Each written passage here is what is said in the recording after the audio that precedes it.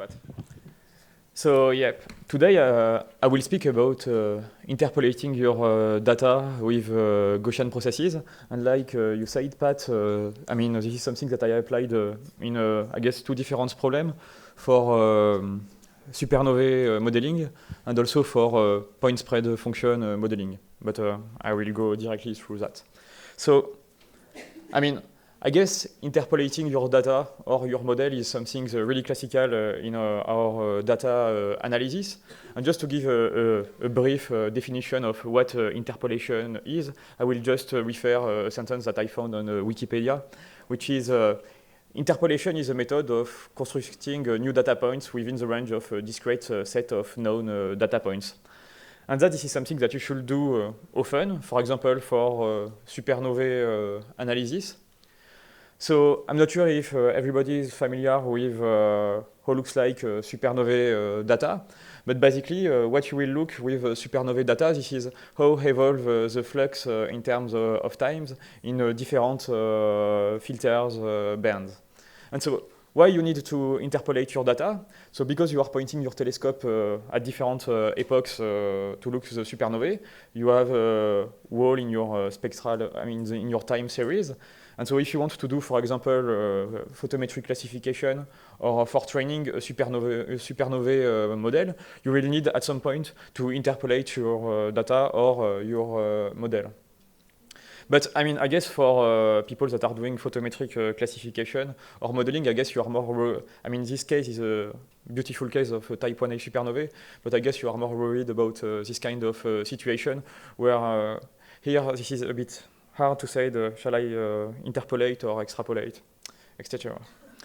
But also you have other application of interpolating your data. And for example, you have the case of point spread function modeling. And so I'm not sure if everybody is familiar with point spread function modeling, so I will give quickly the basic sketch. So here is a part of an image of HSC, a single visit. And each circle here represents a star that will be used to train your point spread functions.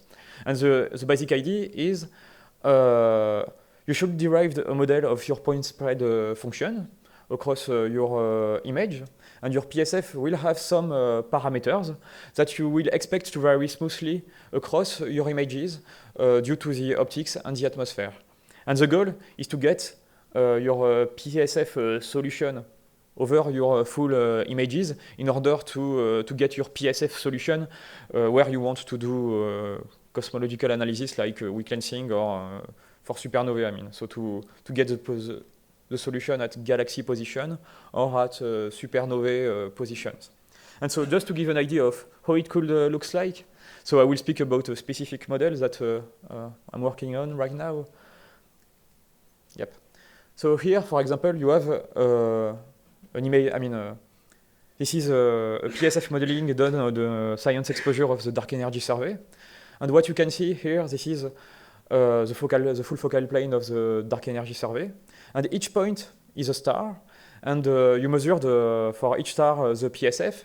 And what I'm representing here, this is the relative atmospheric size of the PSF. And so this full pattern varies smoothly across the focal plane. And what you want is to get a full solution of that shape. And the thing is, as far as I know, there is no analytical model to model those kind of patterns. And so at some point, you will need to interpolate in order to know the solution at galaxy positions. And so the question is now, which kind of method shall I use to interpolate my data? And so you have, I guess, a first family of interpolation methods, which I guess is really known well, which is polynomial and spline interpolation. So basically both, it will model your data as a polynomial series, but there is some difference between both. I mean, polynomial interpolation, it will just model a single polynomial function through your data, and the only thing that you need to set, this is the degree of your polynomial series. The difference with spline interpolation, this is you have different polynomial series that you are adjusting over different number of nodes across your data. And the only thing that you need to set, this is still the degree of your polynomial functions, but also you need to set the number of nodes that you are using to know the number of polynomial series that you need to have. But this is not what I will speak about today. I will speak about Gaussian processes, which is another way of interpolating your data. And this is, so Gaussian processes, to say it fast, this is a probabilistic and a non-parametric method for interpolating data. I want to highlight the star here. I mean, you still have something that we call hyperparameters to adjust, but I will explain that later in the courses. But basically, this is something that starts to be really used often, I guess, in desk activities. So for example, for point spread function modeling, and especially for the atmospheric part of the PSF. But for supernovae cosmology, I guess this is starting to be used really often and a lot for supernovae modeling or for supernovae classifications.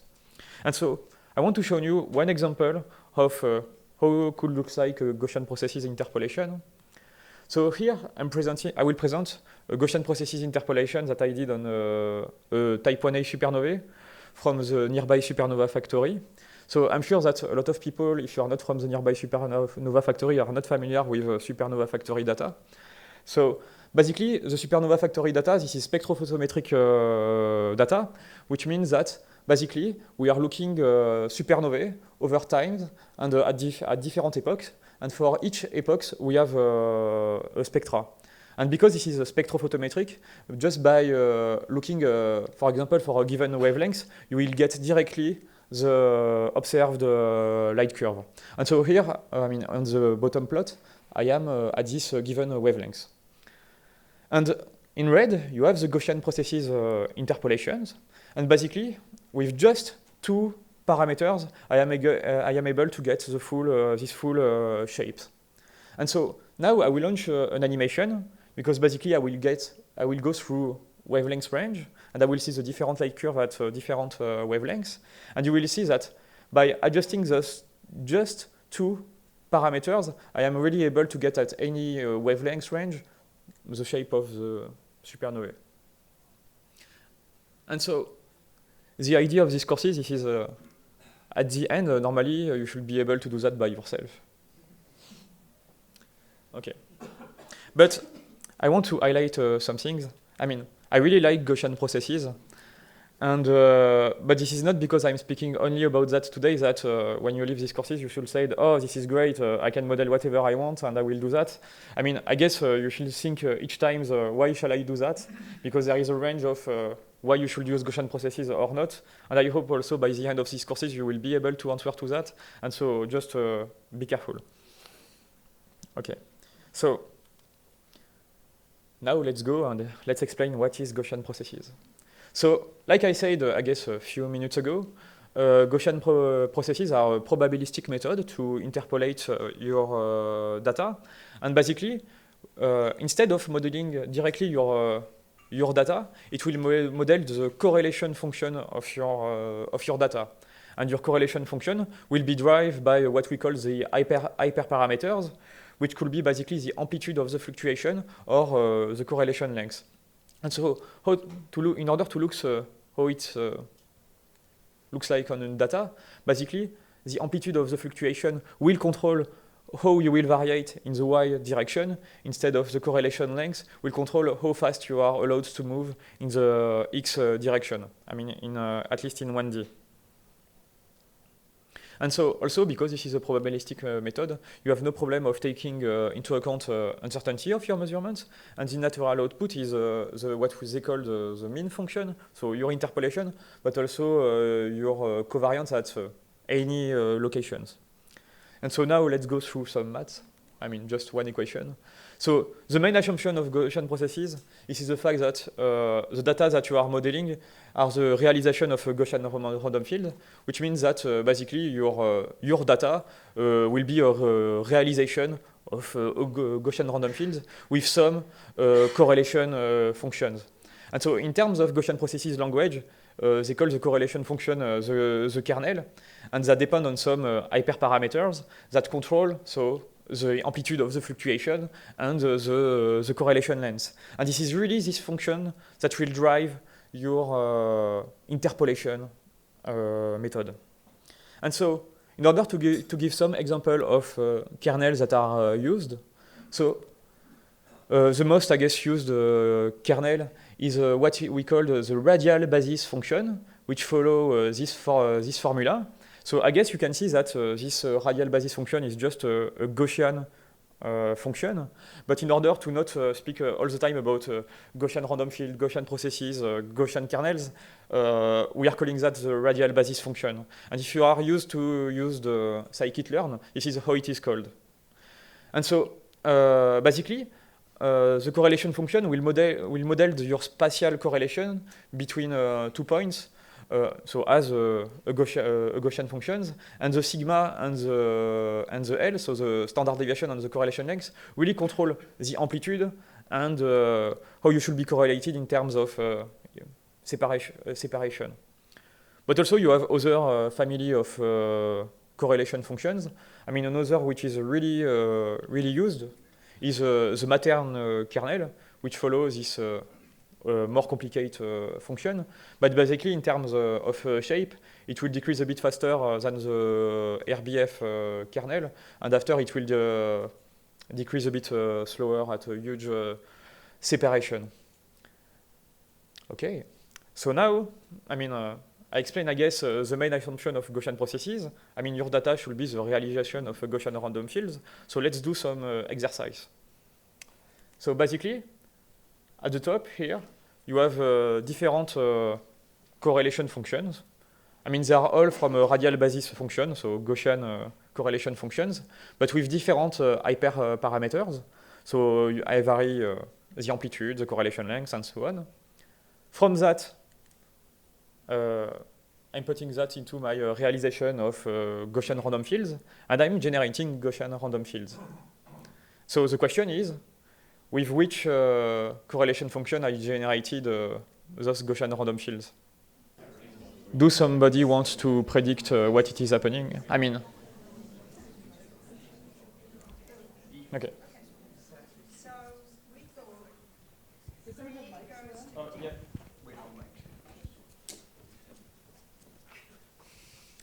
So we thought 3 goes to D because it's the biggest amplitude and it's a wide width. Yes, I guess you are correct. Yes. And 4 goes to B because it's also a big amplitude, but the width is much narrower, so there'll be more fluctuations. Yeah, the correlation length is shorter, and so you would expect the result to fluctuate Totally more. correct. And then out of the other 2, the number 2 has a bigger amplitude than 1 and also a wider width, and so out of A and C, then it looks like A, and then 1 is the smallest amplitude, and it's a fairly wide, it's a little bit narrower, so it looks like it goes to, if I had to pick, I'd pick C. Yes, you are totally correct, and your explanations are great. So basically, I mean, I will not say it again because you say it, but this is the good matching. Everybody was right? Yep, okay. So, I mean, for the moment, I just speak about 1D realization of Gaussian random fields, but in life, you can have, 2D realization of Gaussian random fields. And so, in this case, you need to rewrite your kernel. And so for the radial basis function, so the Gaussian kernel, basically you will still have a standard deviation to describe the amplitude of the fluctuations, but your correlation length will not be anymore a scalar, but it will be a matrices described by 3 parameters. And so there is the correlation length and those 2 parameters. And I'm happy that we had courses about cosmic field before because it was introduced before. But basically, those parameters, they are mathematically equivalent to what it's used for weak lensing shape measurement. But for people that are not familiar, basically G1 and G2 are a basis where you can describe all the orientation of ellipses and so on, like you can see in this plot. And I made an animation about how the correlation kernel evolved in terms of you are just making vary G1 or G2. So in this case, your correlation function, it's not anymore a 1D correlation function, it's a 2D correlation function. So for people that are doing cosmological constraints, I know that maybe in average you are using just a 1D correlation functions, but you can have some situation in, I mean, for example, for modeling the atmosphere, where you want to be to allow what I will call the anisotropy, so preferential direction in your Gaussian random fields. Okay. So now I will ask basically the same. We will do the same exercise as before, but in 2D. So you have 4 different correlation functions. It's all radial basis functions, but with different anisotropy. And from those correlation functions, I'm generating Gaussian random fields. Okay, so we thought that 4 corresponds to B, 2 corresponds to D, 3 corresponds to A, and 1 corresponds to C. Yep. Yep, I guess it's good, but can I have an explanation?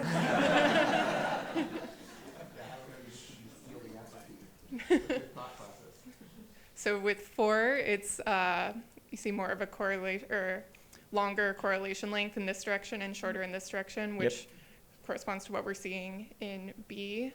Totally correct, yeah. Yeah, and then 2 has the longer correlation length vertically, which we see in D, and then 3 is slightly longer horizontally, which you can see in A. Yep. Yeah. And after there is 1. That's and then 1 is left okay. over. Yep. That's totally correct. The match is good. Oh, okay, my computer is okay. Yep. Yep, because the images are huge, so okay. Okay, good explanation, good association, thank you a lot. So, for the moment, my talk is about interpolation, and I didn't speak yet about interpolation, but I really want to insist on the fact that when you are doing a Gaussian processes, you should, the assumption of the Gaussian processes is that your data are the realization of Gaussian random fields. So when you are doing the interpolation, this is your assumption. And so once you assume that, you can get your equation for interpolation and the associated uncertainty. And so if you are interested in how you can derive that, this is really well explained in the book of Rasmussen and Williams, which is available for free online. And just to explain what you have in this equation, so basically, y star is your interpolated data.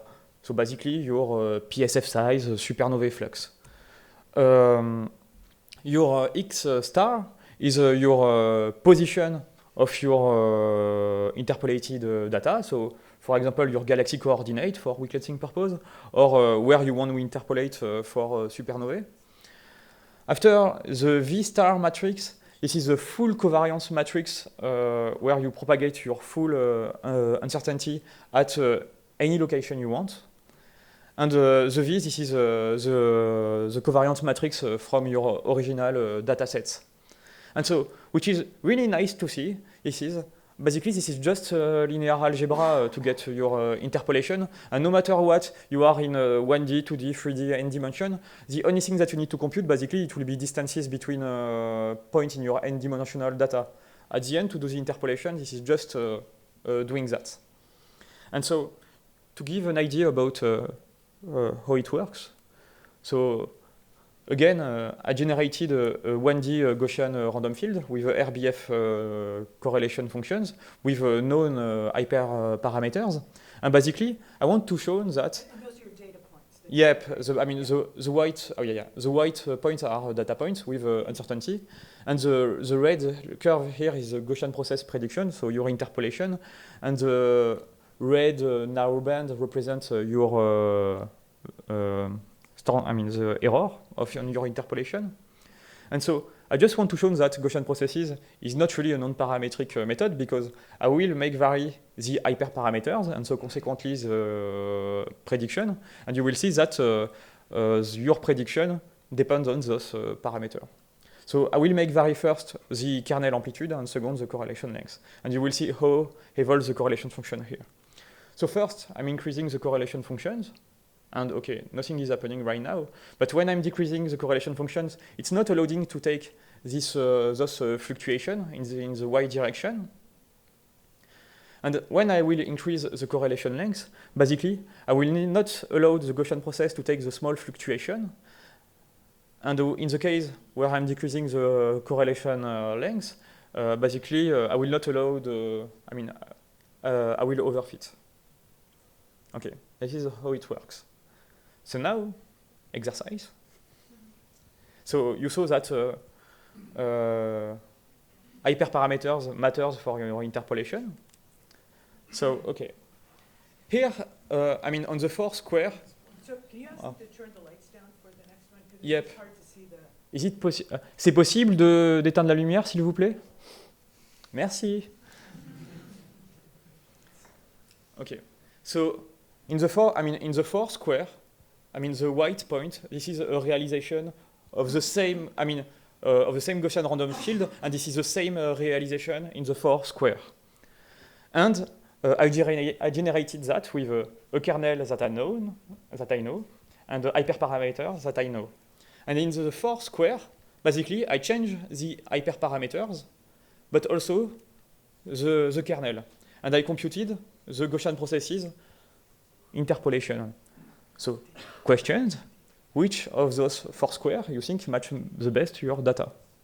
Yep. How big are the errors on the data? They are, I guess this is, I forgot the exact number. I need to look. Zero? It's non-zero. You have small uncertainty. But I guess I put 1% of the variance, of the original variance, or 10, I guess something like that. So you're asking the solution. So So put the question is, which is the best kernel and hyperparameters choice to interpolate those data? So this would be measured by a minimum chi-squared, kind of? No, here this is by hand. By high looking. I know, but... No. For how you do that, I'm explaining that in the following, and we will do that for this specific case. The data are the realization of Gaussian random fields where you have a known correlation length. So yes, they are correlated in terms of x direction. There is some physics behind. Yes, there is some physics behind. Yes, the error bar are tiny. Yep. If the question is, do the amplitude are white noise? Is white noise? No. This is really physical. Okay, who think B is a good answer? No. Okay, it's not. Who think D is a good answer? Oh, okay, I saw some, okay. No, it's not. But I'm so sorry because there is uncertainty that you can see on my computer. And last week I tested on a really bad screen, and I thought it would be okay, but it's not. Okay, sorry. Okay, who think it is A? Okay. Who think it is C? Okay, you are both right. From the plot, you are not able to say if it's A or C. So, in order to know if it's A or C, you need to do a maximum likelihood fit, and I'm explaining that.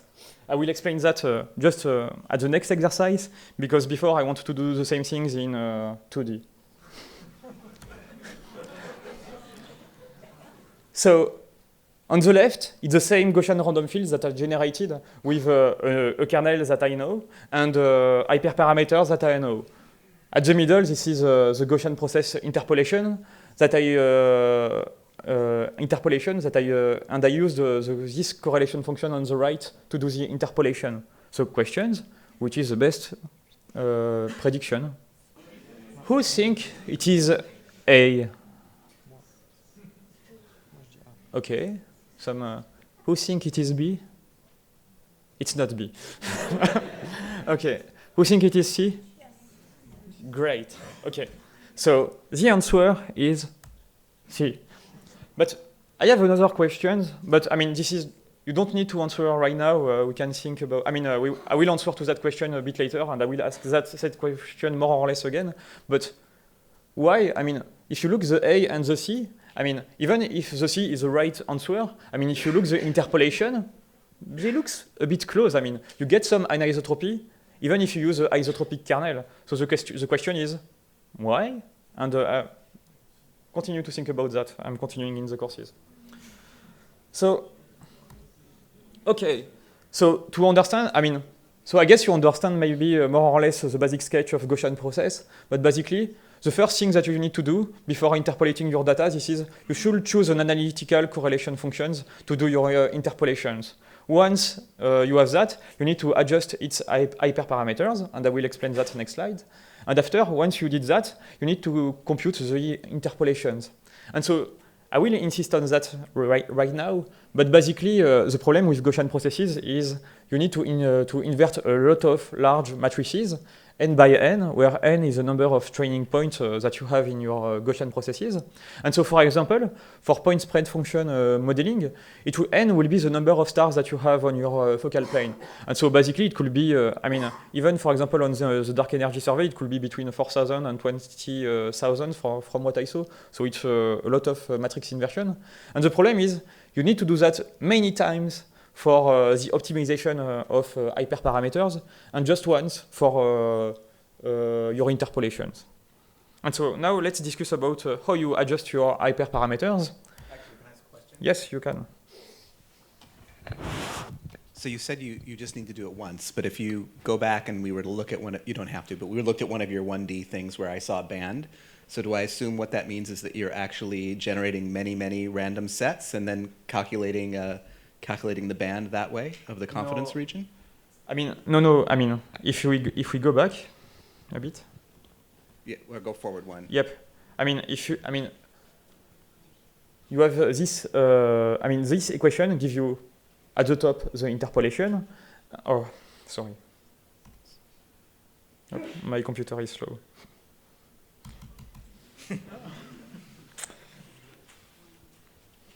I'm so sorry. Yes.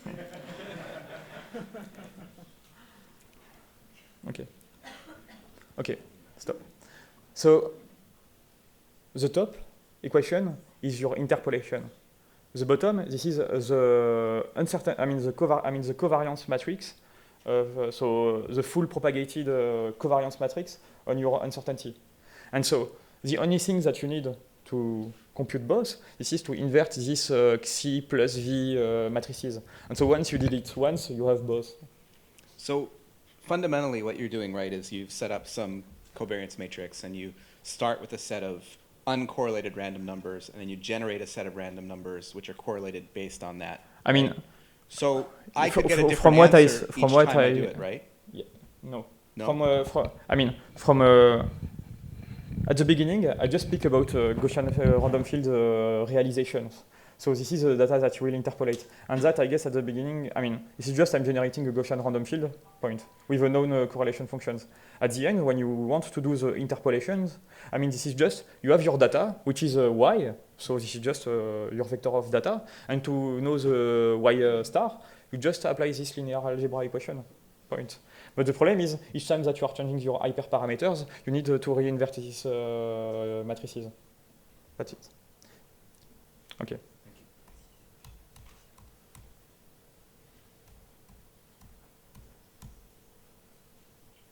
Okay. So to fit your hyperparameters, you will do something really classical, which is do a maximum likelihood fit, where your likelihood will look like that. And so, like you can see, you have this Xi plus V. Oh yeah. I forgot that I have it. Okay, you have this Xi plus V matrices to invert, and that, okay, it will be slow. But okay, anyway, let's do that. So to find the maximum, okay, you can use the algorithm that you like to maximize your likelihood. So if you want to use the MCMC algorithm, fine. If you want to use the gradient method, fine. That's it's working. This is just at each time in your algorithm that you are changing your hyperparameters, you will need to invert again these matrices. That's it. And in average, in all the, I guess, available Gaussian processes tool, to invert these matrices, they use the Cholesky decomposition. So let's go back to this Gaussian random fields that I generated and interpolated with those hyperparameters. And so I was telling you that, okay, both are okay from eye looking.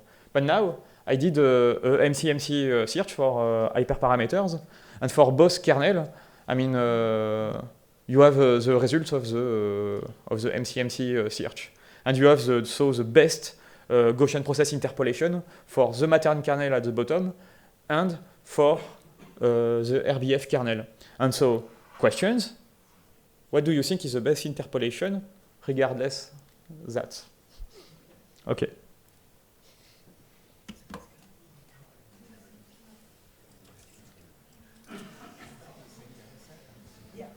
Oh.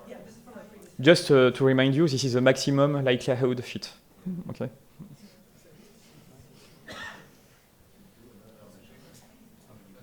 Can you tell us the scale? Because we cannot see. Say it again. Is it the same scale?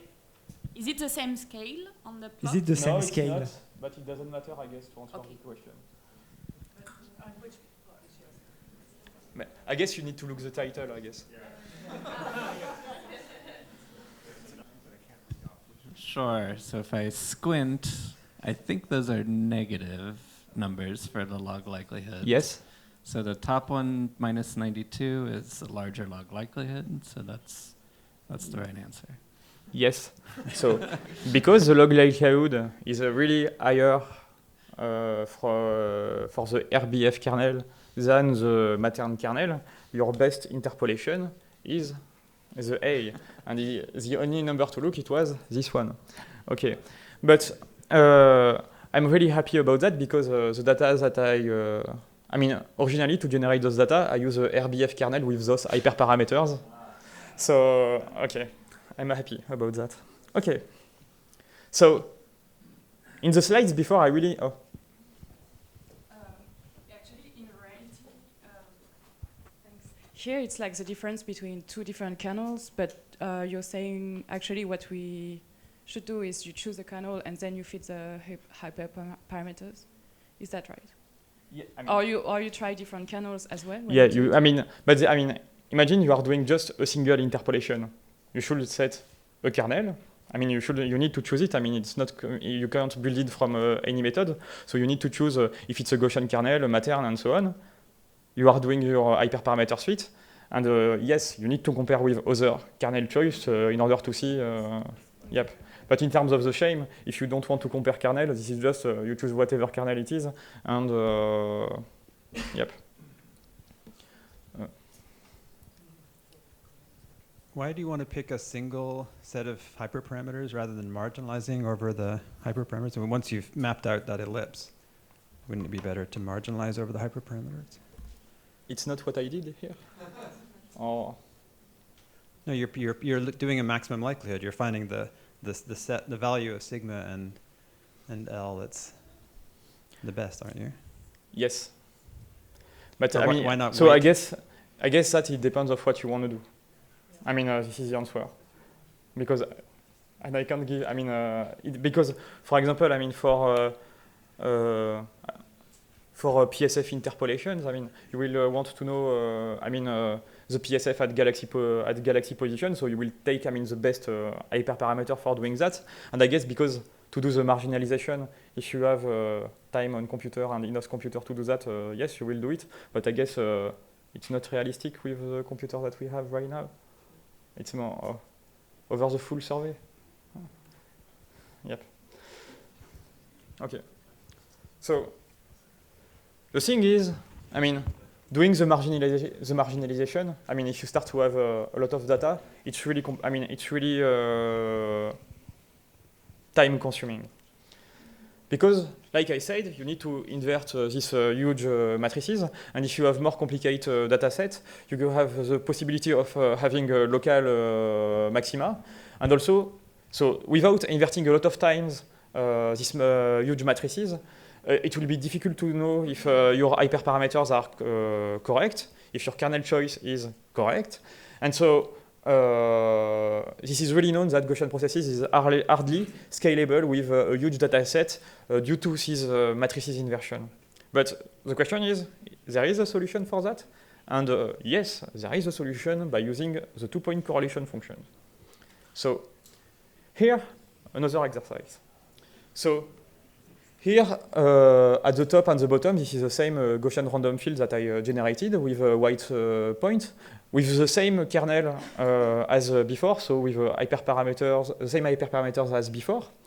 But instead of generating, I guess, 80 points, I generated 4,000 points. So basically, the matrices that you need to deal now, this is a 4,000 per 4,000. And here you have the GP interpolation with the RBF kernel here and the Matern kernel here, with the same hyperparameter found by the maximum likelihood before. And on the right, you have the measured two-point correlation function with those white points, and the correlation function that I use to do the interpolation. Okay. So for the RBF and the Matern. So I have some questions. Okay. First, what is the two-point correlation function? Second, how the kernel of the Gaussian processes and the two-point correlation function are connected? And why the RBF kernel looks a better fit to the two-point correlation function than the Matern kernel? And the last question that I already asked a bit earlier, why both interpolation looks the same, even if the RBF is a true kernel that I use to generate those data. Do someone want to give an explanation of what is the two-point correlation function, and even at the first order, how you compute it? Oh. Mike, you want to answer this question? Because yeah. Yeah. Well, for something different. Yeah. Yep. I'll try to give a more helpful answer. So what we're thinking is that in your right plot on the top, for example, that those white dots, so for one bin corresponding to, say, 0.25 distance, yep, that you were taking all pairs of points that were 0.25 apart, yep, multiplying the value of the data, yep, at those 2 points, and then taking the average of that. It's totally correct. Okay. Yeah. So, for example, Chris and I were saying that if, for example, if it went from positive to negative, then it's probably highly uncorrelated. Yep. Yep. And so then it would just average to 0. Yes. For example. Yep. Okay. I guess it's totally correct. So what you are explaining, I guess this is the brute force algorithm, but after you have a more fancy way of computing that. And I guess for people that are doing two-point correlation of the shear and so on, you are used to use Tricore, which do that much more faster than that. And this is what I use to compute the two-point correlation function here. Okay, so now second question. How the kernel of the Gaussian process and the two-point correlation function are connected?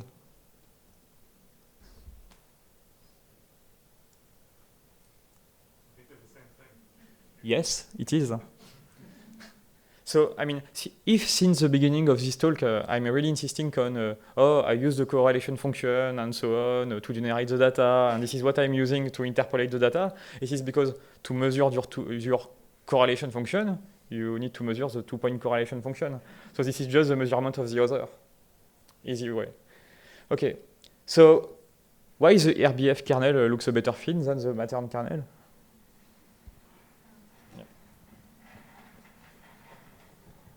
So you generated your data with a Gaussian random field, and so when you use the RBF kernel, that assumes a Gaussian random field kernel, and so you see the exact match in the top plot. Yes, whereas yes. The Matern kernel had a slightly funkier, bigger tail, yep, and so you see that the tail in the red one on yep, the bottom plot is a yep, little bit bigger. Yep, it's exactly that. I use the RBF kernel to generate my data, so if I have enough data points, by computing the two-point correlation function, I will be able to reconstruct it and to have a perfect match. That's that. Now, I guess, more complicated question that I already asked a bit earlier. Why both interpolation look the same even if it's RBF the truth? I think it's a different problem. You can have an excellent interpolation just using linear interpolation, for example. Oh, sorry. It's probably something disconnected because I think you can have a very good extrapolation with interpolation with a linear or second order polynomial interpolation between 2 points, and then you could just make the hypothesis that there is no correlation and obtain a very good also interpolation. I guess it's a bit. I guess it's a bit right, but I will try to reshape in other words what you are saying, and you tell me if we are on the same wavelength. So, basically, if you look, just at small separation, basically, the RBF and the Matern kernel looks a good fit to your data, and because there is so much point. So basically, they are just in average separately by this kind of distance. So your interpolation is just good. And so it starts, no matter what you are using, you have so much points. You can use any kind of interpolation. It starts to be okay. That's the same. Yeah. And to be sure, if it starts to be okay or not, you need to have training and validation data to see if it matters or not. May I ask a question connected with this? Yes. What would happen in real life? Real life, that you will have some crazy point, some artifacts which are completely out of your interpolations. It's a really good question. And then, what is the stability of all these techniques with respect to this? The thing is, what controls the interpolation for the Gaussian processes? This is really, well, like I said, for example, the amplitude of the fluctuation and the correlation length. So normally, if you have an outlier, the Gaussian processes interpolation is not allowed to go to that point. But you need to do. It's still better to do an outlier rejection before. You can look the distribution of your parameters, and if you have outlier, you remove it, and that's it. Yep. I'm going to real life. Don't worry. Okay. Can I ask a question about terminology?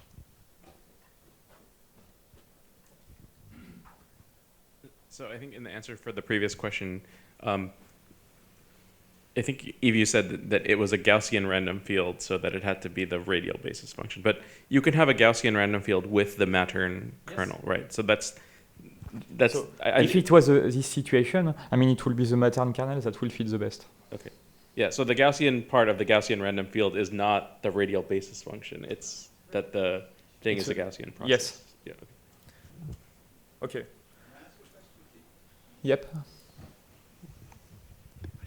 Why is it with the Matern fit that you recover the amplitude really well and get the length wrong? Oh, I choose it like that. It's not a fit that I did. I choose. I wanted it to be like that. Okay. Because if I'm doing the real fit, obviously, that it's not the minimum chi-square. You will get something which is which has the smallest correlation length, but you will not be able to get this full shape. Okay. So to explain this basic sketch of using the 2-point correlation function instead of the maximum likelihood, so the idea is just the kernel is indeed the 2-point correlation functions. And so instead of doing your maximum likelihood fit, you just measure your 2-point correlation on the data, which is really faster. After you fit your 1D or 2D correlation function in terms of if you have into 1D or 2D with different kernels to find the best kernel hyperparameters. And you use those hyperparameters to interpolate your Gaussian processes. Yeah. I understand what you're saying, but this is not the way people normally estimate hyperparameters. So why, in the general case of a combination of general correlation functions are more complex, there's more hyperparameters. Is it because you've specialized to a subset of correlation functions that you can get away with this trick, or is there something deeper than that? No, I guess this is. I guess this is really the kernel is a 2-point correlation function, and if you, I didn't say it since the beginning of the talk, but I guess you can find Gaussian processes as called with other method name like ordinary Kreyszig, for example. And I guess if you go in an ordinary Kreyszig book and you look how they fit hyperparameters, they are doing something equivalent to that. And they are not discussing it. And when they are doing the maximum likelihood fit, this is more, in the situation where they have not enough data points to evaluate the 2-point correlation function. Okay. So in other words, you're saying there's no reason not to do this and that people should have been doing it. Well, I'm not. Oh, that's what I'm asking. Because if you read clever people like Skilling or like What's the Oh, guy this who is wrote a question that I'm asking to myself also. Yeah. I don't understand why. So is it it's not because doing people it. have more complex autocorrelation functions in Craiging? You normally, or Craiging, or however you say it, or the Dutchman here, you normally, Afrikaans speakers, you normally have a sort of Gaussian, an RBF, in which case it may work well in the centrally concentrated one Bayesian prior on the amplitude, one scale parameter. Emmanuel's going to tell us the answer. So I have not. I mean, I have not the plot here, but I guess you can find that if you go on weak lensing conf. I mean, I guess I presented that. I mean, if you go on real data, I mean, you can if you compute the 2-point correlation function of PSF parameters and so on, you will see, for example, that a Kolmogorov-like correlation function, it will fit better than a Gaussian kernel, and you can see that also on validation data. I mean, that at the end you have better prediction. So Pierre-François, Yep. isn't it that it depends on the way you actually sample your 2-point correlation functions given the data set you have? That is, with a lot of data, you are pretty sure that you have a good sampling and then it makes things easier. But when you work with reduced data sets, then your sampling goes with a much bigger errors, and then it's safer to resort to likelihood to I guess to you are get correct. the fit. Yes. I'm not saying there is one which is more better than the other. They are equivalent, I guess. It just depends on the number of data points that you have to sample your 2-point correlation function. Okay. But the basic sketch of how it's working, this is, okay, if you have enough data point to sample your 2-point correlation function, this is if you have a data set, and here this is again a 2D Gaussian random field that I generated with known hyperparameters and so on. You will measure the 2-point correlation functions, which are the white data points. You are adjusting directly your kernel on your 2-point correlation functions, and you will find some things which is close from what I put originally. And if you look like here, and if you look that in terms of over different realization. So here each point is a result of the search on the 2-point correlation function for different realization. In average, you find something which is really close to the truth, and this is way much faster because if you look how much time is you need to find hyperparameters with these 2-point correlation functions using tree-core versus a maximum likelihood fit using Cholesky decomposition. Okay. In 1D, would these be the same? Yes. This is if you start to have anisotropy where it will be maybe a bit slower. But okay. It will be faster. Okay. So, yep.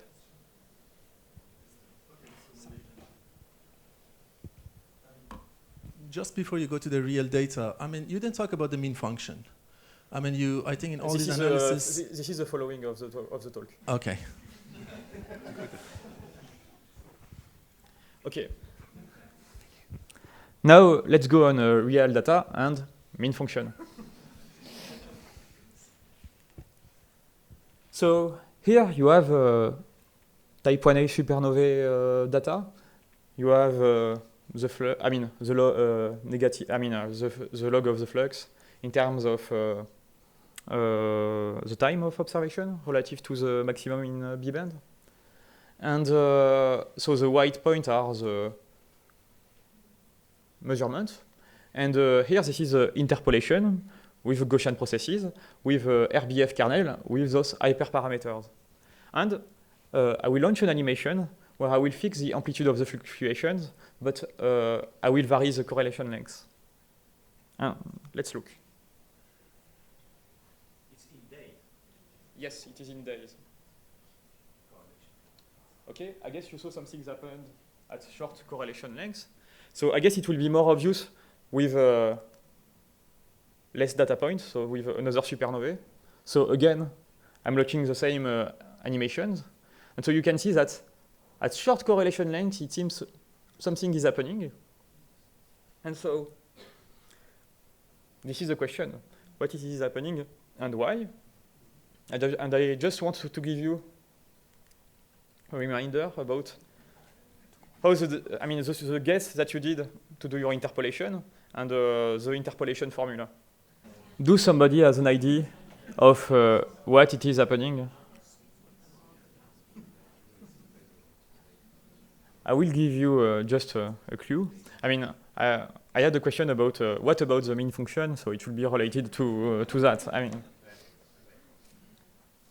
so, I mean, the guess that I put straight at the beginning, it was the realization of your data is around an average value, and I set it for the beginning at 0.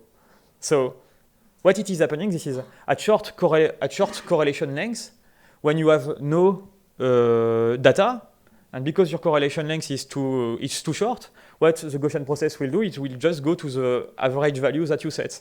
And because here this is 0, at short correlation length, it goes to 0. That's it. This is the story. So to avoid that, normally you should set an average value or function. And so how to do that? I mean, in terms of maths. So basically, instead of having a Gaussian random field centered in 0, this is centered on a value or a function. It could be a function that depends on your coordinates. And after your Gaussian process interpolation will just become this, where y0 is your average function at data location. So it could be a scalar or a function of the positions. And the y0 star is where you are, I mean, the value of your average function at the location of your data. And so I will show you how it can impact your interpolation if you are adding that into your interpolation. So now I will relaunch the same animation, but instead I will interpolate I will do my Gaussian process not around the function 0, but around a mean function that I computed over a lot of supernovae. And so you will see that by changing the correlation length, I mean, the fit goes at least better. Okay. And now I want to do a comparison, I mean, on a well-sampled light curve, the same things. So at the top, you have the first animation that I shown, where the assumed mean function is 0. And here you have the assumed mean function. And I want for you to look what is the log likelihood for both, okay? And to see that there is really an interpolation that looks better. And so when you are doing your Gaussian processes interpolation, and especially when you have no information to interpolate, I mean, there is a moment where you should deal with that. Okay. Actually, sort of building a bias into your fitting, basically what you've said is that you're always going to go to yes, the you can. that you put into your fit, right? Yep, you can. So you can do that. And so the way of you compute your main function, I mean, if you are not putting a mean function, you are biasing also because you did an assumption. You said my mean function is 0, so this is already biasing. So by adding a new mean function, it will be less biased. But in terms of how you compute it and from where it is, yes, it will have an influence on your interpolation. Great responsibility. Yes, exactly. I have no power. So, Yeah, following on the previous question. Can you account for, so in your errors, do you account for the errors you have on the mean function you're injecting or not? Oh, that's a good question. The answer is no, and I'm trying to think how you can deal with that. Okay. I mean, I guess you can just propagate that through the error of your data, and that's it, and it will deal with it. I don't think that's true. There are ways to put mean functions in a way that propagate the errors through to the output. I mean, you can in fact estimate the mean function as a separate Gaussian process with an arbitrary unknown, with an arbitrary large distribution. So there's an uninformative mean on it and propagate that information through. Okay. I never thought about that. What you are saying looks correct. So, but I will need to check. But I agree with you. Okay. So I will finish on. We have 5 oh, minutes. sorry. Is it worth Yep. it, Michael? No. Okay. No. Okay. So I will finish with the last animation. So it's the same animation as the beginning, but basically when I showed you the interpolation at the beginning, I didn't show everything because basically when I showed this interpolation across wavelengths and times, I used the mean function. So the real interpolation, this is what you have at the top, where here this is the data subtracted by the average function. And so the real interpolation which is happening is that and not that. And so And you can see that it gets the full shape across wavelengths and times. So, and I guess now you should be able to do that by yourself. But I guess in terms of, I never shown any how you implement that in terms of computing in Python and so on. So this is the conclusion of my talk. But if you go here on this link, I guess we will put Which that. will be on Confluence. Yes. You have some IPython notebooks where you will be able to reproduce more or less all the plots and to play with IPy widget and to change correlation lengths and so on to do realization, interpolation, see how I did the maximum likelihood fit, how I did the two-point correlation function and so on. So if you are more interested on that, do and play. Thank you.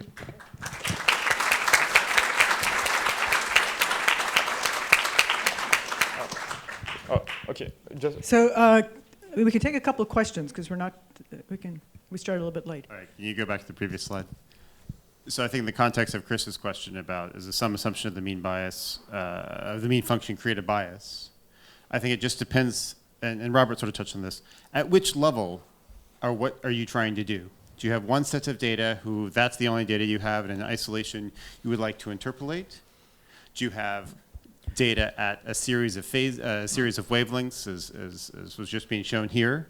And you wish that mean function should have some behavior? Do you have a population of supernova for which you wish that mean function? And at each of those, you could estimate, as Robert was saying. To answer to your questions, if I need, I mean, this is a work that I did, I guess, 3 or 4 years ago. I guess if I will redo that again, if I need to interpolate, this kind of stuff for supernovae, for modeling supernovae, I guess I will never do that again, because. But for example, I mean, for PSF purpose, I mean, there is the same kind of tools, which is Minify within PIF. And I guess, I mean, if you want to evaluate how you are biasing your parameters at interpolation, you need to have a validation sample where you look how looks your interpolation. And like that, you can say, oh, I'm adding that. What is the consequence on my interpolation, and so on. And you can test kernel hyperparameters, adding the mean or not, doing something else. And yep, I mean, you should have validation data. Okay. About the mean function, and particularly for the purpose of reconstruction, I think one problem which I think is a actual weakness of the GP is that you can have different mean functions that your best likelihood values become with the sigma lambda of basically equal to 0. So practically GP says that it doesn't need to modify the mean function. But the problem is that the likelihood for these two cases can be different. So in fact, when one uses the GP for the purpose of reconstruction, in cosmology we may use it, for example, for the angular diameter distance to get the derivative of the GP, which is also GP. And so slight fluctuations really matters in the higher derivatives. Then you practically, depends on what mean function you use, you may get very different results. And I agree, yes. And so I think it is something very important that maybe when it's, for example, for the actual data, it might be very useful. But when we take care of the derivative of the data, then things become very tricky, depends on what mean function we choose. And there's no way to say that which one is better, because there might be another mean function which might be better than all the others which we have chosen. No, I mean, but this is what I was answering. I mean, you keep validation data, and you look if your interpolation at validation data looks better. I guess this is the only argue that said, shall I use that or not? I mean, for example, for PSF purpose, I mean, in PIF, I mean, so we are keeping, I guess, 20% of the stars for validations. And when we are doing a PSF interpolation, we are looking, what we call the raw statistics, which evaluates two-point correlation function residuals of the point spread functions. And this is on this kind of metrics that you can say, okay, is my interpolation method is better or not? So it could be Gaussian process plus mean function compared to cubic spline or whatever. I mean, at the end, this is on the data. Is it looking better or not? And I guess